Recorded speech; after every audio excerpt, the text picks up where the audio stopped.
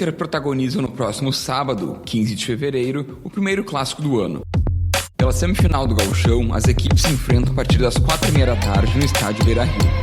Eu sou Eric Halp e este é o Direto ao Ponto, o podcast diário de notícias do Correio do Povo. Hoje, 13 de fevereiro, nosso tema é o clássico Grenal do final de semana.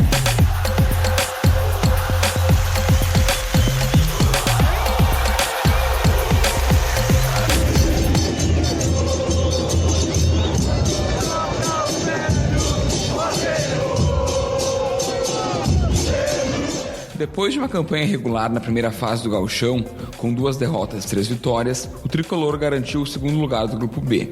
Com isso, o cruzamento colocou o time no caminho do Inter, que, invicto, com 4 vitórias e um empate, fez a melhor campanha do torneio e terminou o turno no primeiro lugar do Grupo A. Assim, o Inter conquistou o direito de jogar a semifinal em seus domínios. Para a partida, a dupla fez um acordo para garantir o árbitro assistente de vídeo, que todo mundo conhece como VAR.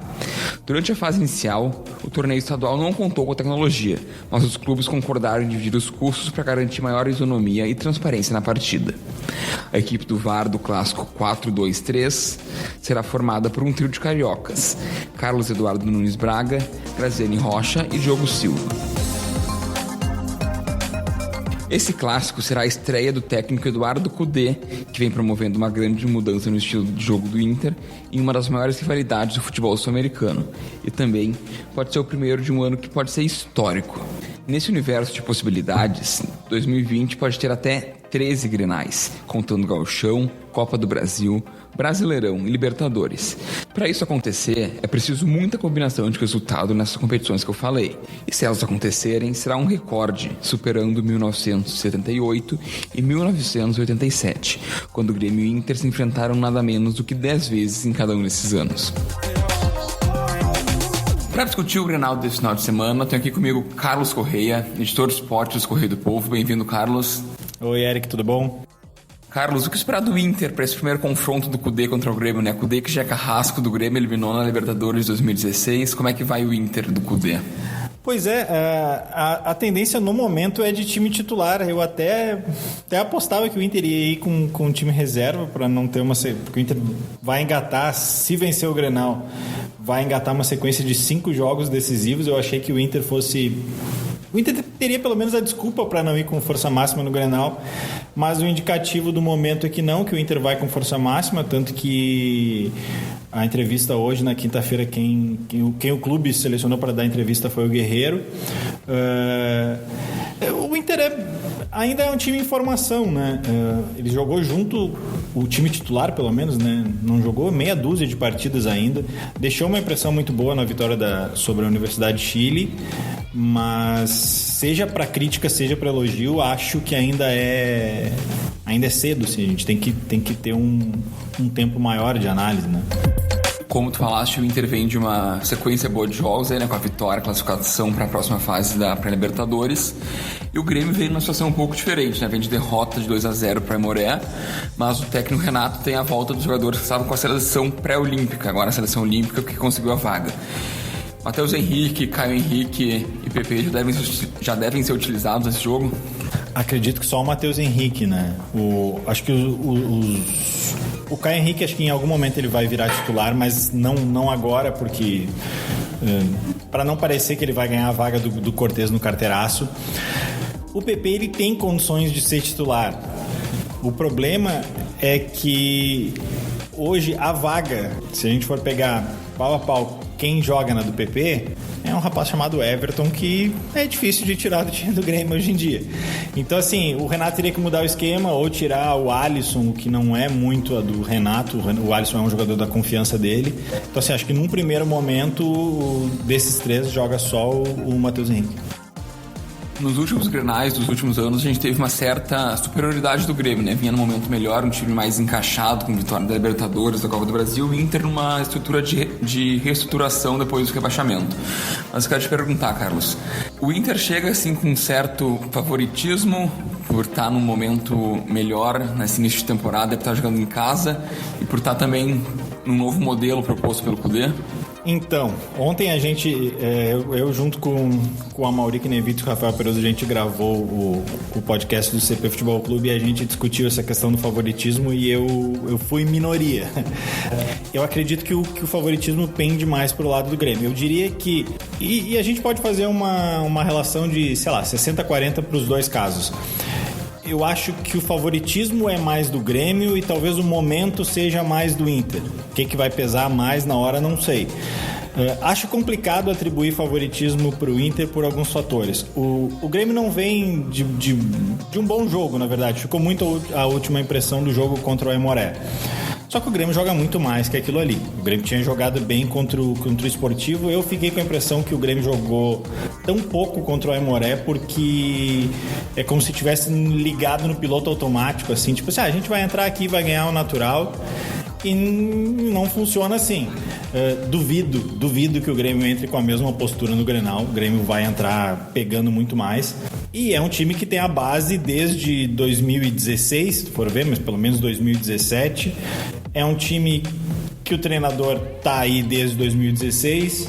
É um time que conta com um dos 2 melhores jogadores do país. Eu acho que hoje só o Bruno Henrique em atividade no Brasil pode-se dizer que é melhor que o Everton. Não consigo achar mais ninguém. Do lado do Inter tem um esquema novo, mais ousado que do ano passado. Tem o fator local. Eu acho que na balança eu apostaria mais no favoritismo do Grêmio. O que favoritismo em termos de Grenal não quer dizer muita coisa. Eu vou dar um exemplo assim. Eu sou um conservador em bolão de Grenal. Todo bolão de Grenal eu boto 1-1. Seguidamente eu ganho. E Carlos comentando já então sobre o Grêmio, como é que o Renato deve se comportar taticamente? Porque, como bem apontaste, é um esquema novo que o Inter propõe, né? E o Grêmio, o Matheus Henrique até comentou na coletiva de ontem que o Grêmio, independente de estar jogando fora de casa ou dentro de casa, mantém o mesmo padrão de futebol. O Renato deve continuar com a sua linha de raciocínio ou deve ter alguma mudança para enfrentar essa nova estratégia do Inter? Eu acho que a base do sistema do Grêmio vai ser mantido, claro que adaptado a algumas características do time do Inter. Na verdade, eu acho que esse Grenal ele pode ser talvez o Grenal mais abertinho que a gente teve aí nos últimos tempos. Porque se o Kudê continuar com esse esquema, é um esquema que marca, apesar dos 4 volantes, agora até com o Patrick machucado não, né? Deve entrar o Bosquilha, mas ainda assim falo mais na questão da função ali do Lindoso.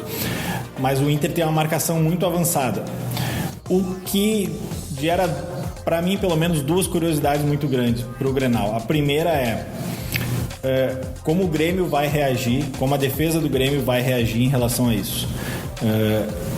Importante, né, que não vai ter Kahneman nem Jeromel, os dois lesionados. Fala de novo aqui. Tava longe do microfone. Não dá assim, né? Tem que ser natural. Importante, senão depois fica mais baixo do que tava antes. Né? Importante ressaltar, né, Carlos, que o Kahneman nem Jeromel. Importante ressaltar, né, Carlos, que nem Kahneman nem Jeromel vão jogar esse jogo e são 2 jogadores que estão invictos em Grenais. É verdade. A minha dúvida, e acho que nesse sentido conta mais assim, principalmente o Jeromel. O Jeromel é um zagueiro que também tem técnica, né? A saída de bola dele é mais qualificada, mais até que a do Kahneman. Vai pegar muito como vai ser a saída de bola tanto dos dois quanto do Vitor Ferraz por um lado e pelo Cortez do outro. Se o Inter repetir o esquema, força mais a barra até pelo lado do Vitor Ferraz, que é pelo lado esquerdo do Inter, pelo lado direito da defesa do Grêmio. Então tem que ver muito como a defesa do Grêmio vai reagir sob pressão na saída de bola.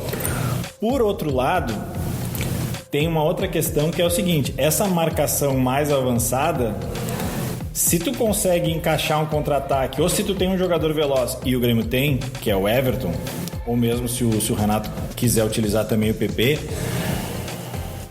pode ficar perigoso pro Inter. Se tu consegue sair dessa marcação e lança nas costas da zaga, pode complicar o Inter. Então acho que o jogo vai passar muito por por esse xadrez, assim, de o Inter avançado e o Grêmio tentando não jogar no contra-ataque. O Grêmio não é um time que joga no contra-ataque. O Grêmio também propõe a partida. Só que o Inter, pelo menos contra a Universidade, também propôs muito, né? Resta ver como é que vai ficar esse xadrez aí. E Carlos, falando um pouquinho agora sobre arbitragem. Esse Grenal vai ter VAR, né? Diferentemente de todo o resto do campeonato. E o que é uma avaliação tua? Esse temor de Inter-Grêmio para contratar o VAR, ele é válido? Como é que está sendo a arbitragem do Gauchão até agora? Dificilmente na segunda-feira a gente não vai estar discutindo arbitragem, seja qual for o resultado. Alguém vai reclamar, porque alguém sempre reclama, com ou sem VAR. Acho que o VAR minimiza os erros. Eu sou favorável ao VAR. Talvez o problema, na verdade, não é a tecnologia em si, é a forma como alguns árbitros estão utilizando. Foi confirmado hoje, é o Jean-Pierre, né, que vai apitar. Vamos ver, cara. A tendência é que os erros sejam minimizados, mas também são erros capitais, né? Falta no meio do campo, se os jogadores vão entrar muito pilhados ou não, isso tudo aí independe do VAR. Aí vai depender muito mais da postura e de como o nosso Vin Diesel vai conduzir a partida. Carlos, pra gente encerrar, quem passar é favorito pro título desse primeiro turno? É sim, cara. Acho que do outro lado o favorito é o Caxias, mas o Ipiranga também vem fazendo uma boa campanha. Eu acho que o Ipiranga, na real, é a grande surpresa do campeonato, porque o Caxias já vinha de outras boas campanhas nesses últimos anos, e o Ipiranga esse ano subiu, vinha de 2 campanhas na Série B, né? E o próprio técnico do Ipiranga comentava esses dias, a gente conseguiu conversar com ele, e ele estava me comentando que o objetivo do Ipiranga era permanecer na Série A. Com isso aí, com esse primeiro turno, ele já conseguiu praticamente essa pontuação. Acho que quem passar é favorito. De novo, favorito não levanta a taça. Se tivesse favoritismo, se favoritismo tivesse jogo, nem precisava jogar, né? Exatamente. Então, Carlos, muito obrigado. Eu que agradeço o convite. Deixo aqui também convite para vocês escutarem o CP Futebol Clube, onde o Carlos falou que eles escutam também esse Grenal. Eu sou Eric Halp e o Direto ao Ponto fica por aqui. Na técnica tivemos Israel Mesquita e Marília Guilhermano. Até a próxima. Tchau, tchau.